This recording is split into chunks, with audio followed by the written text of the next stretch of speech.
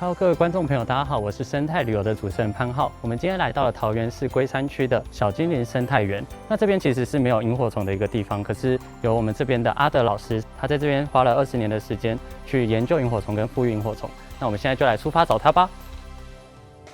那我们现在来欢迎阿德老师。大家好。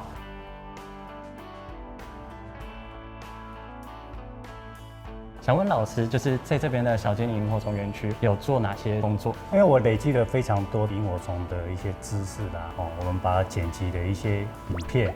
那其实我们是用非常浅显易懂的方式来介绍这些萤火虫的知识。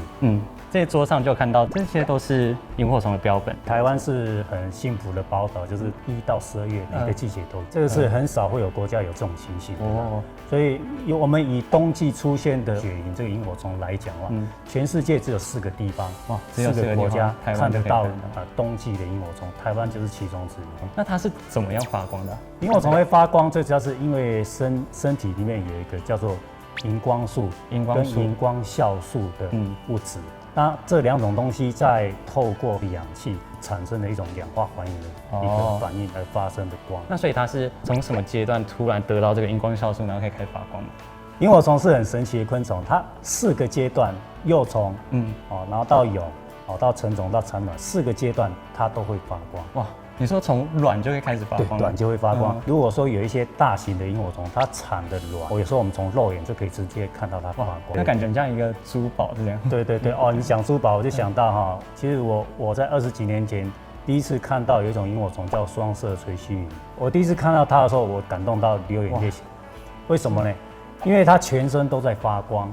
当我们去惊吓到它的时候，它会卷成一个球状。那个样子就像是夜明珠。你说夜明珠？对，夜明珠就是一颗。我这一辈子真的第一次看到像夜明珠的东西，那时候真的是非常的感动。哇，感觉很美，我都起鸡皮疙瘩。有靠超美的，我有拍很多它的照片跟记录。讲了这么多的萤火虫知识，那想要问老师，都是在哪边做复育的过程？我自己有一个养虫室。养虫室吗？那我可以去看吗？可以啊。好，那我们现在就出发。这边是我一个养虫的一个环境。养虫的环境，养好复育的幼虫或成虫就会在这边。在这边可以做野放。那这些就是小朋友们。对，这就是它的宝宝们。那宝宝们都吃什么？萤火虫它是肉食性的昆虫，它吃的就是瓜牛。瓜牛，如果蛤蟆或蛤，它们也会吃。那因为它们在进食的方式就是会先对猎物注射麻醉剂。哇，这么凶？对。它们的口器有2根针，它们没有牙齿，它们只有2只像吸管的一样针头，然后会对猎物先施打麻醉剂，然后再注射消化酶，消化酶就是体外的胃酸，那这个消化酶打到这个瓜牛的体内的时候，它的肉就会被这个强酸腐蚀成汤汁。那今天准备的这个是锥丝螺。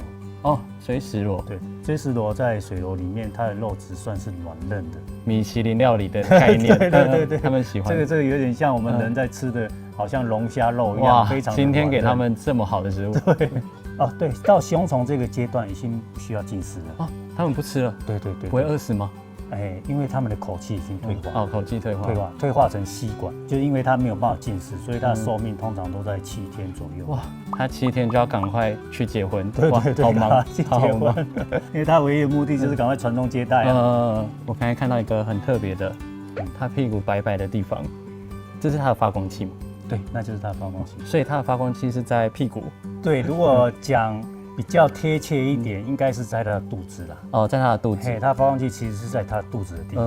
因为我刚才在看到标本有一只非常吸引我，很帅的，很大只的，一节一节的吗？那一只是山窗萤。山窗萤真的特别大只。对啊。那它可以放在手上吗？可以啊。特别想要帮观众问一个问题，因为我自己是不怕脏，但是有些人对虫会觉得它很脏。其实它很爱干净的昆虫。真的吗？对，因为在像这个山窗萤，它的尾巴有一个我们叫做尾足。那它的尾足的结构是一个刷毛结构。当它在进食的时候，它还会把它的尾足拿来擦拭自己的身体。很爱干净的一只小昆虫。对，所以它白天其实是会算是在睡觉。对，白天都在休息，那晚上才出来活动。它这么日夜分明，那在复育的过程，老师怎么让它知道是白天或晚上？所以我平常都是把它放在我的冰箱里面。这地方不随便公布给人看。哇，那我真的很有荣幸了。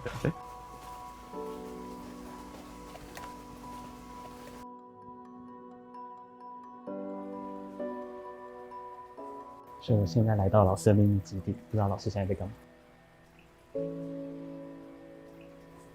啊，葛老师，那老师现在是在做什么？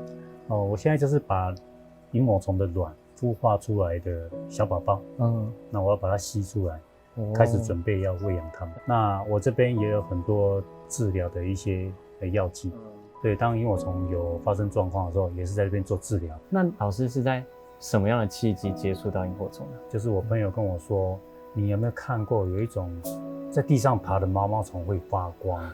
我就当下就跟他讲说啊，那个就是萤火虫幼虫啊。那就是那一次偶然的机会，接触到萤火虫之后，从此之后我就爱上这个萤火虫。哇，所以算是一见钟情。对。哇，这20几年来情感，你会怎么样去形容对他们的付出，或者是你对他们感受？对萤火虫，我想这几个字啦，没有理由的对它非常的热爱。哇，因为我热爱它，我喜欢它，所以我对它的付出是没有不求回报的。对，不求回报的付出。这个过程中有没有觉得让你心力憔悴的时候？我曾经有一段时间，说起来也不算短哦，有将近10年的时间。哇，我再怎么养，怎么用心照顾，萤火虫宝宝就是生病，所以我原本有浮出一个念头，就是说，那我一直都把宝宝养得不好哈，搞不好他们在野外可以很健康的存活下去。我还记得萤火虫生病的那几年哦，我常常一个人就忙到半夜3点4点。哇，对，为什么？因为我一直想要赶快拯救这个萤火虫宝宝。我觉得这水可能有太多病菌了，所以我那么多幼虫宝宝，我每一次都赶快把它换水，清水，而且把生病的跟没生病的一直做隔离，很怕他们在对，很怕他们又一直继续感染，对，所以每天都一直在重复做这些事情。其实入夜后的半个小时内是最佳赏萤。那我们可以在光源的部分加一片红色的玻璃纸，用手机加红色玻璃纸，对，来辅助我们行走。好，那我们等一下就准备出发。